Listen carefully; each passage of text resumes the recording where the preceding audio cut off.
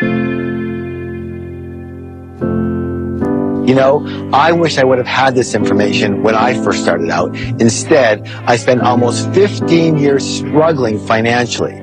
But by applying the exact same secrets of the millionaire mind that you're about to learn here, I became very wealthy, and now you can do that too. I want to share with you something called the process of manifestation, or how we create our results. Your thoughts lead to your feelings, which lead to your actions, and all of that leads to your results. Now, each of us has a personal money and success blueprint already ingrained in our subconscious mind. It is this blueprint, more than anything and everything else combined, that will determine your financial life. What that means is you can be the best business person, the best negotiator, you can be the best marketer, but if your subconscious money blueprint isn't preset for a high level of success, you will never amass a large amount of money, and if by chance you do, you will somehow manage to lose it. The good news is you can actually change your money blueprint. By the way, you've already started by acknowledging you have a money blueprint and by making the declarations you're learning today.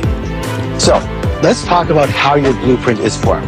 The blueprint is formed primarily based on the programming you received in the past, especially as a young child. Isn't it true that certain cultures have a certain way of thinking and dealing with money, and that other cultures have a completely different way of thinking and dealing with money? Does a child come out of the womb doing money that way, or were they taught how to do money? The fact is, we are all taught how to do money. And the issue is that most of us were taught by people who either didn't have a lot of money or they had a lot of emotional issues around it. And their ways of thinking became our ways of thinking. All right, let's talk about how we're conditioned.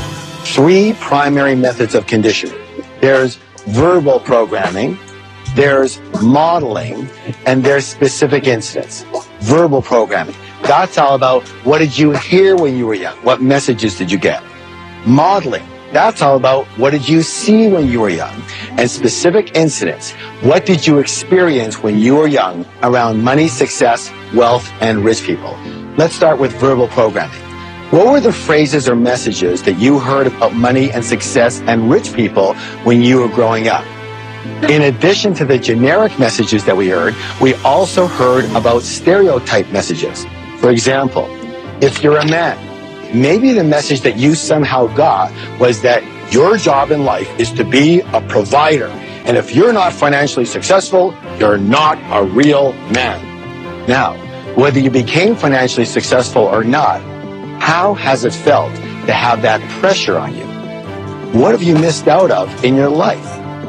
Your family, your fun, your inner peace, because of the stress of what you were conditioned to believe about putting bread on the table.